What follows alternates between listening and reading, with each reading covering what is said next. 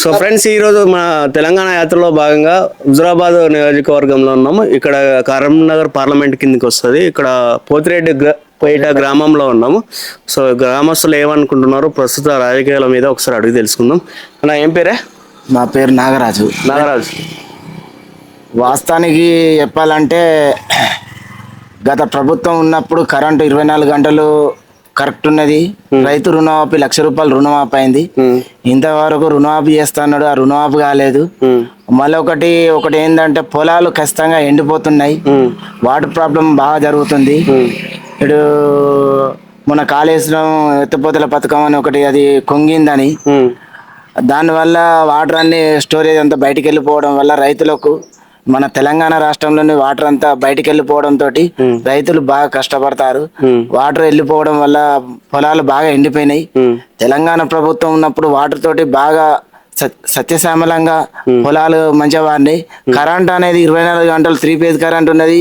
ఒక 10 నిమిషాలు కూడా కరెంట్ పోలేదు. ఇప్పుడు కరెంట్ అనేది ఒక 7-8 గంటలు ఉంటుంది, ఒక 10 నిమిషాలు పోతుంది. మోటార్లు కాలిపోతున్నాయి, బాగా ఇబ్బందులు జరుగుతున్నాయి. ఇంకొకటి ఏంటంటే వాస్తవానికి చెప్పాలంటే రేవంత్ రెడ్డి అనే వ్యక్తి ముఖ్యమంత్రి ఓకే, పనులు మంచిగానే చేసింది. కాంగ్రెస్ ప్రభుత్వం వైఎస్ రాజశేఖర రెడ్డి ఉన్నప్పుడు ఏం జరిగిందంటే, వైఎస్ రాజశేఖర రెడ్డి ఉన్నప్పుడు 2,00,000 రుణమాఫీ అన్నాడు, ఒకటేసారి రుణమాఫీ చేసిండు, రైతులకు బాగా తోడ్పడ్డాడు. కానీ ఇప్పుడు ఇంకా ఈ 2,00,000 రుణమాఫీ అనేది కూడా జరగలేదు. దీన్ని తొందరనే అది చేసుకోవాలి. ఇంకొకటి చెప్పాలంటే బీసీ లోన్ అనేది అందరికీ వర్తించేటట్టు బీసీ లోన్ అనేది ఖచ్చితంగా ఎంతో కొంత ట్రాక్టర్ లోన్స్ కానీ బర్ల లోన్ కానీ ఉన్న ముఖ్యమంత్రి గత ప్రభుత్వంలో బీసీ లోన్ ఇచ్చారు కదా, 1 lakh వరకు ఇచ్చారు, ప్రతి ₹1,00,000 వరకు ఇచ్చారు. సో దాని వల్ల కూడా అందరికీ అందలేదు, కొందరికే అందినాయి అని అపోహలు ఉన్నాయి. అలాగే దళిత బంధు కూడా కొందరికే వచ్చినాయి, అందరికి. మీ హుజురాబాద్ ఉప ఎన్నికల్లోనే అది స్టార్ట్ చేసిళ్ళు. వాస్తవానికి హుజురాబాద్ ఉప ఎన్నికలు జరగడం తోటేనే ఈ దళిత బంధు అనే స్కీమ్ వచ్చింది. హుజురాబాద్ స్టార్ట్ చేసారు. మళ్ళా వెళ్తే అన్ని మండలాలకు ఇచ్చే ప్రయత్నం ఉండే గానీ ఇది అనుకోకుండా సంఘటన జరిగింది కాబట్టి రాలేదు. వాస్తవానికి ఒకటి ఏంటంటే అప్పుడు అన్న ₹1,00,000 బీసీ లోన్ అన్నారు కదా, అది వాస్తవానికి అందరి దగ్గర పోయింది. ఎందుకంటే వాళ్ళు అప్లై చేసుకోలే. అప్లై చేసుకున్న కొంతమందికి వర్తించింది, కొంతమంది వర్తించలే. మనం ఏదో టోకీగా పోయి నేను చేసుకుంటా అంటే అది కాదు. మనం ఎంబడబడాలి, గవర్నమెంట్ ఆఫీసర్ ఎంబడబడాలి, మనం పని చేసుకుంటేనే పని అవుతుంది. అట్లయితేనే పనులు అవుతాయి. కానీ ఇప్పటి రోజులలో ఎవరో చేస్తారని ఆశపడితే ఎప్పుడు పని కాదు. ఇంకొకటి ఏంటంటే ముఖ్యమంత్రి అనే వ్యక్తి ఇప్పుడు కూడా ఈ రైతు రుణమాఫీ తొందరనే మాకు చేయాలని కోరుకుంటాను. ఇంకొకటి ఏంటంటే ఇక్కడ మైనస్ ఒకటి ఏం జరిగిందంటే ఈ బస్ టికెట్ అనేది బాగా మైనస్ జరిగింది లేడీస్ కు. ఇది బాగా ప్రాబ్లం. ఒక రోజుకు 8 కోట్ల నష్టం జరుగుతుంది. ఈ 8 కోట్ల రూపాయలు ఒక మండలానికి క్రాప్ లోన్ కింద డిస్ట్రిబ్యూటర్ అయిపో రుణమాఫీ అనేది చెల్లించబడు. తెలంగాణలోని మొత్తానికి 5 సంవత్సరాల లోపు ఈ బస్ టికెట్ లేట్స్ టికెట్ చేయటి ఈ రుణమాఫీలన్నీ తేరు. గవర్నమెంట్ కు ఆర్టీసీకి ఆదాయం పెరుగు. ఇంకా ఇది కాక రైతుకు వడ్ల రేటు పెంచండి. ఇవాళ 1,010 ఉంది, 2,260 పెంచుతుంది. ఇవాళ ఒక కూలి మనిషి రావాలంటే ₹400 ఆడమ రావాలంటే, పొలం దున్నాలంటే ₹6,000 ట్రాక్టర్ దున్నితే, ఒక మనిషి వడ్లు ఎక్కొస్తే పొలం కాడికి వస్తే ₹1,000 ఇస్తేనే ఒక మొగైన పొలం కాడికి వస్తాడు. వాస్తవానికి ఏ రకంగా చేసినా కూడా ఏ ప్రభుత్వం కానీ రైతుకు ఎలాంటి మేలు అనేది జరుగుతలేదు. ఎందుకంటే ఇక్కడ వాస్తవానికి ఏం జరిగిందంటే గత 20 సంవత్సరాల అప్పుడు ఒక ఆడమకు ₹30 ఇస్తే నాటే వచ్చింది. ₹30 ఇస్తే నాటే వచ్చింది.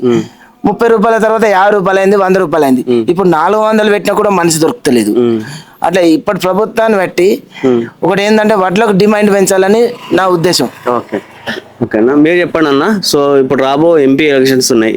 సో ఇంతకుముందు బీఆర్ఎస్ ప్రభుత్వం ఉండే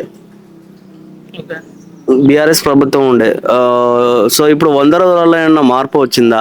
ఈ 100 రోజులలో మరి కాంగ్రెస్ మీద ఏమన్నా వ్యతిరేకత వచ్చిందా? సో ఎంపీ ఎలక్షన్లో ఇంతకుముందు కరీంనగర్ నుంచి బండి సంజయ్ గారు ఉన్నారు. సో ఇప్పుడు ఎట్లా ఉంది మరి? ఈ 100 రోజులలో అయితే వ్యతిరేకత వచ్చింది. ఇక్కడ అంటే నేను ఆడవారికి ఫ్రీ బస్ పెట్టుడు. ఎందుకంటే నేను చూస్తా ఇప్పుడు హుజురాబాద్లోకి హన్మకొండ దిగుదాం అనుకుంటే ఇక నాకు సీటే దొరకలేదు. సరే నా ఒక్కనంటే ఒక రోజు నేను నాది ఒకటే రోజు పని అటు పోయి వస్తా, ఏదో అడ్జస్ట్ చేసుకుని పోతా. కానీ రోజు పోయే జాబర్లు వాళ్ళకి ఇబ్బంది. వీళ్ళందరూ ఆల్రెడీ కూర్చుంటారు, వాళ్ళు నిల్చొని పోతారు. వాళ్ళు వీళ్ళు టికెట్ పెట్టుకొని మరీ నిల్చొని పోతారు. వాళ్ళు టికెట్ లేదేం లేదు, ఫ్రీ. సరే అని మీరు వాళ్ళకు ఫస్ట్ ఫ్రీ ఏదో కానీ అందరికి ఎక్కడికి వచ్చినట్టు. ఇప్పుడు రేషన్ కార్డు ఎందుకు, రేషన్ కార్డు మీద ఒక మినిమం ఒక 3 నూనె ప్యాకెట్లు ఇచ్చిన పోతాం, ఆ ఫ్యామిలీ బతుకుతుంది. ఒక మహిళల ఫ్యామిలీ అంటే ఒక మహిళలే ఉండరుగా, మొగలు వస్తుంటారుగా. అదే ఒక రేషన్ కార్డు ఒక 3 నూనె ప్యాకెట్లు ఇస్తే ఆ నూనె ప్యాకెట్లు ఒక ఫ్యామిలీ బయటపడుతుంది. అంతేగాని నీ అవసరం మీద నువ్వు హుజరాబాద్కు జమ్ముకుంటాకు అటు ఇటు తిరిగితే నీకు ఫ్రీ ఇస్తే ఏమున్నది, సొసైటీకి ఏం లాభం దాన్ని చెప్పు. అదే నీకు ప్రతి ఒక్కరు అవసరం ఉంటేనే పోతారు ఎటో ఒకరు. కానీ వీళ్ళకి ఫ్రీ అనడుతోనే ఇక వాళ్ళకు అక్కల ఇంటికి చెల్లెళ్ళ ఇంటికి తీర్థయాత్ర కాటియడానికి వట్టిగా పోతారు. వట్టిగా పోయి మన గవర్నమెంట్ లాస్ చేస్తారు తప్ప ఏం లేదు. అంతే. ఇట్లా వ్యతిరేకత వచ్చింది. మళ్ళీ ఇంకొకటి వాటర్, ఇప్పుడు ఈ వారమే లాస్ట్ అట. ఇంకో వారం వచ్చినాక ఇదే ఇంటారు. ప్రతి ఒక్క రైతును అడుగుని చెప్తారు. అప్పటి వరకు మొత్తం ఎండిపోతాయి. మళ్ళా పాత తెలంగాణ ఎట్టున్నదో గట్టిన అవుతుంది చూడండి. సో ఇప్పుడు అంటే మీరు కాంగ్రెస్ వచ్చినాక మొత్తం రైతులకు లాస్ అవుతుందా అంటున్నారా?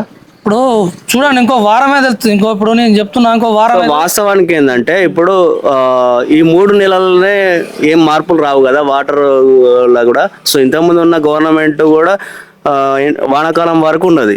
సో ఇప్పుడు ఎండాకాలం రాగానే నీళ్ళంతా ఎటుపోతాయి అనుకుంటున్నారు మరి? నీళ్ళు ఎటుపోతాయి అంటే ఇప్పుడు ఆయన ఫస్ట్ ఆఫ్ ఆల్ అక్కడ చూసుకున్నాడు, త్రాగునీటికి ఎంత ఉంచాలి, వ్యవసాయానికి ఎంత ఉంచాలి అని ఒక ప్రణాళికతోని సిద్ధంగా ఉన్నాడు.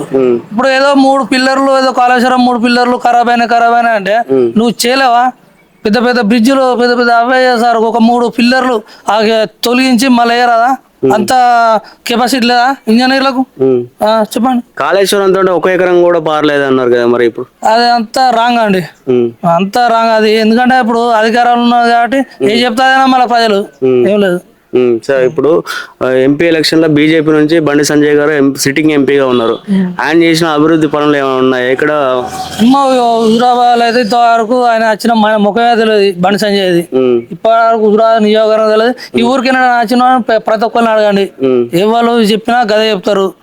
అంతే, ఆయన చేసింది ఏం లేదు. సో ఎంపీ ఎలక్షన్ లో ఏ పార్టీకి ఉండబోతుంది అనుకుంటున్నాను? ఎంపీ ఎలక్షన్ లో అయితే నేను ప్రజెంట్ అయితే నేను పక్కా బీఆర్ఎస్ పార్టీ నేను.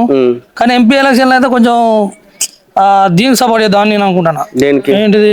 కాంగ్రెస్ సపోర్ట్ చేద్దాం అనుకుంటున్నా. ఎందుకంటే చెప్పన్నా, ఇప్పుడు స్టేట్ వీరం పక్క పెట్టు, మన ఎంపీ వీళ్ళు బీజేపీ వాళ్ళంటే ఏమనంటే హిందూ అని జై శ్రీరామ్ చేసిన అంటారు. నేను హిందూనే, నేను హిందూగా చెప్తున్నా. నువ్వు కష్టం చేసి నువ్వు ఏదైనా చేసి దీనికి ఇది చేసిన, దేశం గురించి అది చేసిన అని అది చెప్పుకోవాలి. అంతేగాని నేను హిందూ అని ఓటు అడుగుతా కరెక్ట్ కాదండి. అంతే నా ఫీలింగ్, అంతే. ఓకే, మీరు చెప్పండి అన్న, మీరు ఏ పార్టీకి ఉండబోతున్నారు అనుకుంటున్నారు? ఇంకొకటి 2 విషయాలు చెప్పాలి. గత బండి సంజయ్ 5 సంవత్సరాలు ఎంపీగా గెలిచి మన తెలంగాణలో కరీంనగర్ జిల్లా మొట్టమొదల, కరీంనగర్ జిల్లా అంటేనే తెలంగాణకు పేరు పెట్టిన పేరు. ఎంపీగా గెలిచింది సంతోషమే, కానీ ఒక 888 సీట్ తీసుకురాలే. నవోదయ స్కూల్ కూడా తీసుకురాలేదు. కరీంనగర్ జిల్లాకు ఇవి తీసుకురాక ఇప్పుడు మన కరీంనగర్ జిల్లాల ప్రాంతంలో ఉన్న పిల్లలందరూ బాసరకు పోదామంటే ఆడ కొంచెం ఇబ్బంది పరంగా జరుగుతుంది. నవోదయ సిటీ కావాలంటే కరీంనగర్ డిస్టిక్ ఇంత పెద్దగా ఉండి కూడా కరీంనగర్ డిస్టిక్ నవోదయ సిటీ ఎందువల్ల తీసుకురాలే? ఒక ఎంపీ కిందలు కొట్లాడి తీసుకొచ్చేంత సత్తా నీ దగ్గర ఉంది. గవర్నమెంట్ స్థలాలు కూడా కరీంనగర్ జిల్లాలో బొచ్చడు ఉన్నాయి, మరి కట్టించేంత సత్తా ఉంది. కాకపోతే ఏంటంటే ఇప్పుడు ప్రభుత్వం ఇది ఈ అందరూ ఏ ప్రభుత్వం ఉంటే పని అవుతా అంటే ప్రభుత్వం ఉన్న దిక్కు పోతేనే పనులు అవుతాయి. వాస్తవానికి ప్రభుత్వం లేని దిక్కు ఒక్కడుంటే అది పని కాదు. వాస్తవానికి ఏం జరిగిందంటే ఇక్కడ ఏంటంటే పైన కాంగ్రెస్ ఉంది. ఇప్పుడు అన్ని సీట్లు కాంగ్రెస్ వచ్చింది కాబట్టి ముఖ్యమంత్రి ఈయన ఉన్నారు కాబట్టి అన్ని గ్రామాలల్లో అన్ని మండలాల్లో డెవలప్మెంట్ కావాలంటే నేను కాంగ్రెస్కే మద్దతు చేద్దామని అన్న ఆలోచన పరంగా ఉంది. ఓకే, థ్యాంక్ యూ అండి. Thank you.